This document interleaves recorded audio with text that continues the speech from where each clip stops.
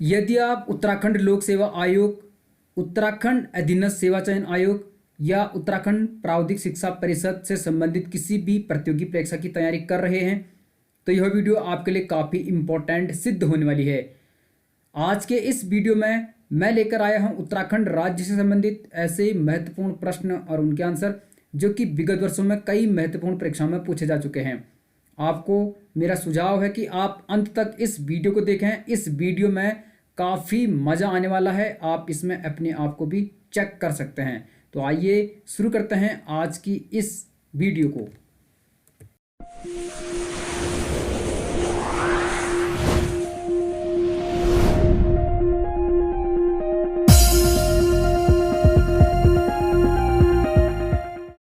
जैसे कि आप देख पा रहे हैं, राज्य संबंधी सामान्य ज्ञान, यह प्रश्न उत्तराखंड पॉलिटेक्निक लेक्चरर भर्ती 2015 में आयोजित प्रश्न पत्र से संबंधित हैं। आप इन प्रश्नों को हल करके अपने को जांच सकते हैं कि आप कितने प्रश्न हल कर पा रहे हैं। पहला प्रश्न, आर्यों का आदि निवास मध्य हिमालय के लेखक कौन है? एक पुस्तक है आर्यों का आदि निवास मध्य हिमालय, इसके लेखक कौन है? इस प्रश्न का सही जवाब हो जाएगा ऑप्शन डी, भजन सिंह सिंह। तो भजन सिंह सिंह के द्वारा लिखी गई है आर्यों का आदि निवास मध्य हिमालय। आप इसे ध्यान में रखिए। अगला प्रश्न है, कूर्मांचल केसरी के नाम से कौन जाना जाता है? कूर्मांचल केसरी या जिन्हें कुमाऊं केसरी भी कहते हैं के नाम से कौन जाना जाता है? प्रश्न का सही उत्तर हो जाएगा ऑप्शन ए, बद्रीदत्त पांडे। तो बद्रीदत्त पांडे को कूर्मांचल केसरी या कुमाऊं केसरी के नाम से जाना जाता है। कुमाऊं का इतिहास नामक पुस्तक बद्रीदत्त पांडे के द्वारा ही लिखी गई है। इस प्रकार इसका सही जवाब हो जाएगा ऑप्शन ए। तीसरा प्रश्न, निम्नलिखित में से किस मेले में पाषाण युद्ध की परंपरा प्रचलित है? पाषाण युद्ध यानी पत्थर का युद्ध। तो पाषाण युद्ध की परंपरा किस मेले में प्रचलित है, यहां पर पूछा गया है। इस प्रश्न का सही उत्तर हो जाएगा ऑप्शन सी, देवीधुरा मेला। तो देवीधुरा मेला पाषाण युद्ध की परंपरा से प्रचलित है। थोड़ा सा जान लेते हैं। देवीधुरा मेला को बगवाल मेला के नाम से जाना जाता है। इसे बगवाल मेला भी कहते हैं, देवीधुरा का मेला भी कहते हैं। और यह चंपावत जिले के देवीधुरा नामक स्थल पर मां वाराही देवी मंदिर के प्रांगण में प्रतिवर्ष रक्षाबंधन, जो कि श्रावणी पूर्णिमा के दिन होता है, बगवाल मेले का आयोजन किया जाता है। तो आप ध्यान में रखिए, इस मेले का आयोजन जनपद चंपावत के देवीधुरा नामक स्थान पर मां वाराही देवी के मंदिर में प्रतिवर्ष रक्षाबंधन के दिन आयोजित किया जाता है, जिसे बगवाल नाम से जाना जाता है। स्थानीय बोली में इसे आषाढ़ी कौतिक के नाम से जाना जाता है। तो स्थानीय भाषा में इसे क्या कहते हैं? आषाढ़ी कौतिक। इसकी मुख्य विशेषता यह है कि एक दूसरों पर पत्थरों की वर्षा करते हैं। तो एक खेमे के लोग दूसरे खेमे के लोगों पर पत्थरों की वर्षा करते हैं, यह इसकी मुख्य विशेषता है। और पत्थरों की वर्षा करने वाले लोगों को 4 खेमों में बांटा जाता है, यानी 4 खेमे इसमें होते हैं। ठीक है, तो आप ध्यान में रखिए। उन 4 खेमों के नाम कौन कौन से हैं? चयाल, वालीक, गहड़वाल, लमगाड़िया। तो 4 खेमे होते हैं, चयाल, वालीक, गहड़वाल, वो लमगाड़िया। तो ये 4 खेमों के लोग इस मेले में भाग लेते हैं। बगवाल खेलने वालों को धोके कहा जाता है। क्या कहा जाता है? धोके। जो बगवाल खेलते हैं इन 4 खेमों के लोग, इन्हें धोके कहा जाता है। तो मुझे लगता है ये आपके समझ में आ चुका होगा। चंपावत जनपद में देवीधुरा नामक स्थान पर प्रतिवर्ष रक्षाबंधन के दिन वाराही देवी मंदिर के प्रांगण में स्थानीय भाषा में कहा जाता है आषाढ़ी कौतिक। तो 4 खेमे होते हैं, बगवाल खेलने वालों को धोके कहा जाता है, ध्यान में रखिए। अगला प्रश्न पूछा गया है, कुमाऊं का प्रथम ब्रिटिश कमिश्नर कौन था? कुमाऊं का प्रथम ब्रिटिश कमिश्नर था ऑप्शन बी, ई गार्डनर। तो इस प्रश्न का सही जवाब हो जाएगा ई गार्डनर। ध्यान में रखिए, यह कुमाऊं का प्रथम ब्रिटिश कमिश्नर था। नेक्स्ट, द्रोणाचार्य सम्मान से सम्मानित उत्तराखंड की प्रथम महिला कौन है? इस प्रश्न का सही जवाब हो जाएगा ऑप्शन ए, हंसा मंदराल। द्रोणाचार्य पुरस्कार खेल के कोच को दिया जाता है, अर्जुन पुरस्कार खेल के खिलाड़ी को दिया जाता है। तो द्रोणाचार्य सम्मान से सम्मानित होने वाली उत्तराखंड की प्रथम महिला हैं हंसा मंदराल। इस प्रकार ऑप्शन ए इस प्रश्न का सही जवाब हो जाएगा। नेक्स्ट प्रश्न है, निम्न राष्ट्रीय उद्यानों में से कौन पौड़ी गढ़वाल एवं नैनीताल जनपदों में साझा है? तो कौन सा ऐसा राष्ट्रीय उद्यान है जो जनपद पौड़ी और नैनीताल जनपदों से लगा हुआ है? सही उत्तर हो जाएगा कार्बेट राष्ट्रीय उद्यान। कार्बेट राष्ट्रीय उद्यान पौड़ी और नैनीताल जनपदों में साझा किया हुआ है और यह जिम कॉर्बेट के नाम पर स्थित है। इसे पहले हेली नेशनल पार्क के नाम से जाना जाता था। हेली नेशनल पार्क जो एशिया का पहला राष्ट्रीय उद्यान था, अब इसे कार्बेट राष्ट्रीय उद्यान या कार्बेट नेशनल पार्क कहते हैं। तो ये आप ध्यान में रखिए, काफ़ी इम्पोर्टेंट प्रश्न है। अगले प्रश्न की तरफ बढ़ते हैं। यहाँ पर बुग्याल दिए गए हैं और राज्य दिए गए हैं। तो पूछा गया है निम्नलिखित में से कौन सुमेलित नहीं है? कई बार पूछा जाएगा सुमेलित है, जल्दबाजी नहीं करनी है। सही उत्तर हो जाएगा अर्ग। अर्ग दून घाटी दिया गया है, तो ये यहाँ पर नहीं है, गलत हो जाएगा। बाकी सही है। मर्ग कश्मीर में कहते हैं घास के मैदानों को, कंडा हिमाचल प्रदेश में और बुग्याल उत्तराखंड में। तो उत्तराखंड में पहाड़ों में जो मखमली घास के छोटे मैदान टाइप के होते हैं उन्हें बुग्याल कहते हैं। हिमाचल प्रदेश में इन्हें कंडा कहते हैं। जम्मू कश्मीर में मर्ग कहते हैं। अर्ग दून घाटी में नहीं कहते। यहाँ पर पूछा गया सुमेलित नहीं है, तो ऑप्शन डी इसका सही जवाब हो जाएगा। अगला प्रश्न, छोटा कैलाश स्थित है, मिनी कैलाश। सही जवाब हो जाएगा पिथौरागढ़ जनपद में। तो छोटा कैलाश पिथौरागढ़ जनपद में है। यह वर्तमान में टूरिस्ट का हब बन चुका है।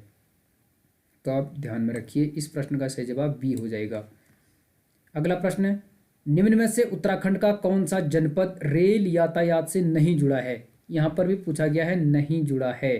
कई बार हम जल्दबाजी में पौड़ी, देहरादून, नैनीताल पर टिक कर सकते हैं। प्रश्नों को ध्यान से पढ़ना जरूरी है। सही उत्तर हो जाएगा ऑप्शन डी, टिहरी गढ़वाल। तो टिहरी गढ़वाल रेल यातायात से नहीं जुड़ा है। बाकी पौड़ी का कोटद्वार, देहरादून और नैनीताल का हल्द्वानी ये ट्रेन लाइन से जुड़े हैं। तो ऑप्शन डी नहीं जुड़ा है। इस प्रकार इसका सही जवाब डी हो जाएगा। अगला प्रश्न, 1981 के नंदा देवी अभियान की सफलता में कौन प्रसिद्ध है? 1981 का जो नंदा देवी अभियान हुआ था, उस अभियान की सफलता से कौन जुड़ा हुआ है इन चार विकल्पों में से? तो ऑप्शन ए सही हो जाएगा, डॉक्टर हर्षवंती बिष्ट। हर्षवंती बिष्ट 1981 के नंदा देवी अभियान से जुड़ी हैं। इस प्रकार इसका सही उत्तर ए होगा। बछेंद्री पाल जैसे कि एवरेस्ट पर गई थी, तो ये भी आप जानते हैं। अगले प्रश्न की तरफ बढ़ते हैं। यहाँ पर प्रश्न अंग्रेजी में भी दिए गए हैं। आप अंग्रेजी में भी इन्हें देख सकते हैं, वीडियो को पॉज करके और हल कर सकते हैं। वीडियो लंबी हो जाएगी, नहीं तो मैं इसे बाइलिंगुअल करा सकता था। तो ये आप देख सकते हैं, आराम से इन्हें आप हल कर सकते हैं। अगले प्रश्न की तरफ बढ़ते हैं। यहाँ पर पूछा गया है निम्न में से किस जोड़े का मिलान सही नहीं है? तो ये भी काफ़ी इम्पोर्टेंट है कि किस जोड़े का मिलान सही नहीं है, ध्यान से देखना जरूरी है। प्रश्न का सही उत्तर हो जाएगा ऑप्शन ए, गेंदी मेला जनपद अल्मोड़ा। तो ये नहीं है इस जनपद से जुड़ा हुआ, तो इस प्रकार इस प्रश्न का उत्तर ये गलत हो जाएगा। बाकी चैती मेला जनपद उधम सिंह नगर सही है। जल जीव मेला जनपद पिथौरागढ़ जो कि गोरी और काली के संगम पर लगता है, ये भी सही है। मौन मेला टिहरी गढ़वाल में प्रतिवर्ष लगता है और ये प्रश्न पीसीएस में भी आया था। मौन मेला जनपद टिहरी गढ़वाल में जो पहले राजशाही थी, परमार या पंवार वंश के जो राजा थे, उनसे जुड़ा हुआ मेला है। और इस मेले में वहाँ के स्थानीय लोग जो तिमूरी होता है उसके पाउडर को बनाकर नदी में डालते हैं और उस नदी में उस पाउडर को डालने से मछली मरते हैं। तो ये मछली मारने से जुड़ा हुआ है, मौन मेला इसे कहते हैं। तो आप इसे ध्यान में रखिए, ये प्रश्न पीसीएस में भी पूछा गया है।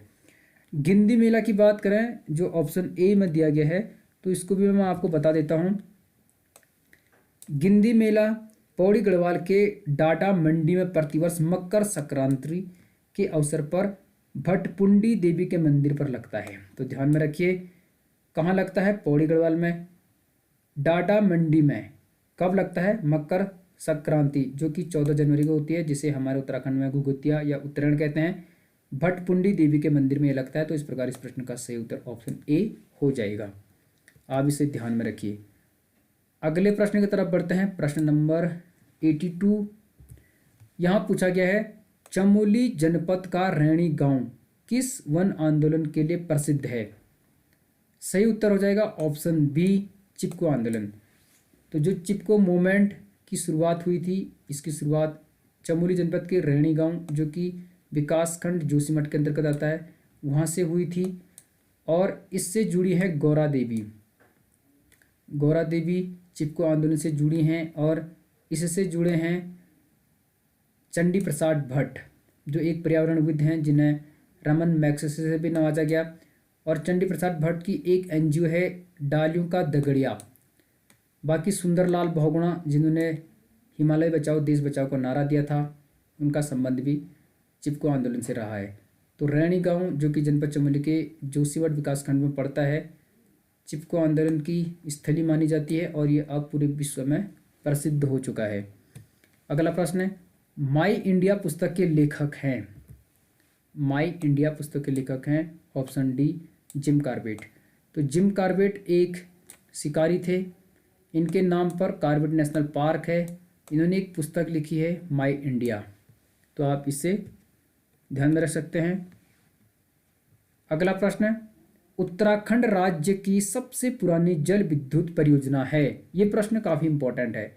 उत्तराखंड राज्य की सबसे पुरानी जल विद्युत परियोजना है, इसका सही उत्तर हो जाएगा ऑप्शन डी, गलोगी परियोजना। तो गलोगी परियोजना उत्तराखंड की सबसे पुरानी जल विद्युत परियोजना है। इसकी स्थापना हुई थी 1907 में। तो आप सन भी याद रखें, 1907 में हुई थी। और यह 3.5 मेगावाट की है, 3.5 मेगावाट की जल विद्युत परियोजना है। और मसूरी के आसपास है गोलगी पावर स्टेशन। 1907 में इसका कार्य प्रारंभ हुआ था और 1909 से इसने विधिवत कार्य करना शुरू किया। 1914 में गलोगी देश का दूसरा और उत्तर भारत का सबसे पहला बिजली घर बना। तो इस प्रश्न का सही उत्तर हो जाएगा ऑप्शन डी। आप ध्यान में रखिए, 1907 में इसकी स्थापना हुई थी और ये 3.5 मेगावाट की जल विद्युत परियोजना है। ठीक है। अगला प्रश्न, ये प्रश्न काफ़ी साधारण है, पूछा जाता है कई बार। भकार का प्रयोग उत्तराखंड में किया जाता है, यानी भकार का प्रयोग ग्रामीण उत्तराखंड में किया जाता है। किस काम के लिए? खाद्यान्नों के संग्रहण के लिए, अनाज रखने के लिए। ये लकड़ी का बना होता है। खासकर उत्तराखंड के जो ग्रामीण एरिया हैं, गढ़वाल में, कुमाऊं में ये रहता है। और इस प्रकार से इसमें बीच बीच में ऐसे खोल बना दिए जाते हैं, ऊपर से ढक्कन होता है, फिर इस पे ताला लगाने की व्यवस्था होती है। तो इसमें आप किसी में गेहूँ, किसी में जौ, किसी में चावल रख सकते हैं, जिससे ये ना तो सड़े ना इसमें चूहा घुस सके। तो खाद्यान्नों के संग्रहण के लिए एक प्रकार का एक बॉक्स है, एक बक्सा है बड़े साइज का, जो लकड़ी का बना होता है, जिसे स्थानीय भाषा में, स्थानीय बोली में भकार कहा जाता है। आप इसे ध्यान में रखिए, काफ़ी इम्पोर्टेंट प्रश्न है। मुझे लगता है ये प्रश्न आपके समझ में आ चुका होगा, काफ़ी इम्पोर्टेंट प्रश्न है। तो ऐसे प्रश्न अक्सर पूछे जाते रहे हैं। अगला प्रश्न, उत्तराखंड में निम्न में से कौन सा राज्य विश्वविद्यालय नहीं है? पूछा क्या गया है? राज्य विश्वविद्यालय नहीं है। ध्यान से पढ़ना जरूरी है, नहीं तो प्रश्न गलत भी हो जाते हैं। इसका सही उत्तर हो जाएगा गुरुकुल कांगड़ी विश्वविद्यालय। तो ये राज्य विश्वविद्यालय नहीं है। कुमाऊं विश्वविद्यालय नैनीताल में है। श्रीदेव सुमन विश्वविद्यालय ये बादशाही थोल टिहरी में है। और HNV यानी हेमवती नंदन बहुगुणा गढ़वाल विश्वविद्यालय, ये भी मेडिकल विश्वविद्यालय, HNV मेडिकल विश्वविद्यालय, ये श्रीनगर में है। तो गुरुकुल कांगड़ी विश्वविद्यालय ये राज्य विश्वविद्यालय नहीं है, आप इसे ध्यान में रखिए। अगला प्रश्न, उत्तराखंड के 4 धामों में सर्वाधिक ऊंचाई पर कौन सा धाम स्थित है? उत्तराखंड के 4 धाम हैं, बद्रीनाथ, केदारनाथ, गंगोत्री, यमुनोत्री। तो यहाँ पर पूछा गया है कि सर्वाधिक ऊंचाई पर कौन सा धाम स्थित है? उत्तर हो जाएगा केदारनाथ। तो केदारनाथ सबसे ज़्यादा हाइट पर है और यदि ऐसा पूछा जाता है कि उत्तराखंड में सबसे ऊंचाई पर स्थित मंदिर कौन सा है, तो उसका जवाब हो जाएगा तुंगनाथ। ठीक है, तो आप ध्यान में रखिए तुंगनाथ रुद्रप्रयाग में आता है और वह पंच केदारों में से एक है।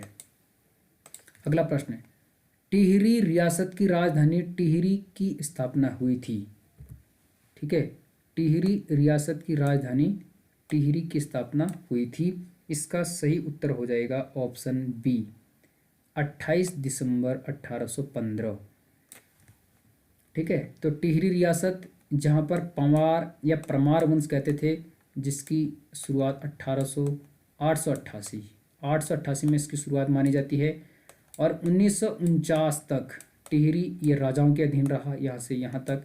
फिर 1949 में 1 अगस्त 1949 में टिहरी राज्य भारत संघ में विलय हुआ। और आपको ये भी पता होगा कि पंवार या परमार वंश की जो पहली राजधानी थी वो थी चांदपुर गढ़ी, जो कि जनपद चमोली में आदिबद्री के पास में है। भानु प्रताप आपने सुना होगा। ठीक है, तो भानु प्रताप वहाँ का राजा था, ये आप ध्यान में रखिए। उसके बाद चांदपुरगढ़ से देवलगढ़ की राजधानी देवलगढ़ से श्रीनगर गई, फिर श्रीनगर से टिहरी स्थापित की गई 28 दिसंबर 1815 को, जब सुदर्शन शाह के पिता प्रद्युम्न शाह की मृत्यु हुई थी 14 मई 1815 को खुड़बुड़ा के मैदान में देहरादून में। उसके बाद उनका पुत्र जो सुदर्शन शाह था, उनके नेतृत्व में राजधानी 28 दिसंबर 1815 को श्रीनगर से टिहरी स्थानांतरित की गई। ठीक है, तो इसे आप ध्यान में रखिए। और जो राजा भानु प्रताप था, चांदपुर गढ़ का राजा, वहाँ पर आए थे कनकपाल सबसे पहले धारवाड़ गुजरात से। फिर वो यहीं पर रहे, उन्होंने भानु प्रताप की बेटी से शादी की। तब से यानी 888 की बात हो, 1888 यानी 1888 की बात है, तब से 1949 तक परमार वंश या पंवार वंश के कुल 60 राजा हुए थे, 60 राजा। वर्तमान में जो माला राज लक्ष्मी शाह है वह उन्हीं की वंशज है। अगला प्रश्न है 89 नंबर का, टांड कर वसूल किया जाता था। एक कर था टांड कर, इसका सही जवाब है ऑप्शन ए, बुनकरों से। तो टांड कर किससे लिया जाता था? बुनकरों से। ये भी काफ़ी इंपॉर्टेंट है। आज का आखिरी प्रश्न है, गांधी जी के दांडी मार्च में उत्तराखंड से किसने प्रतिभाग किया था?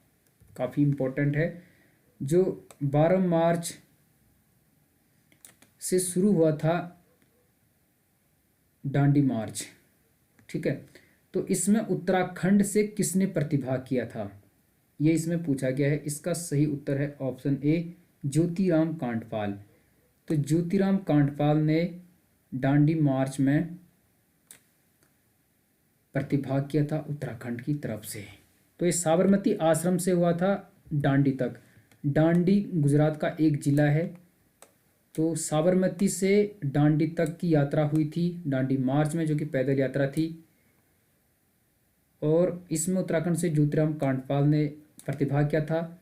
अंग्रेजों के द्वारा जो नमक पर कर लगाया जाता था, उसके विरोध में यह यात्रा गांधी जी के नेतृत्व में हुई थी।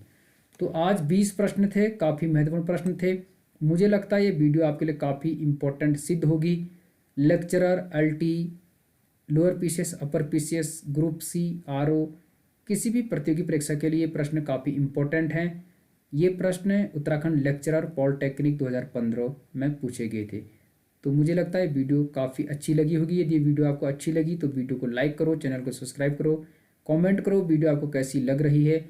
मिलते हैं अगली वीडियो में, तब तक बने रहिए गंगा प्रकाश वैश्विक के साथ। आपका बहुत बहुत धन्यवाद। मिलते हैं अगली वीडियो में।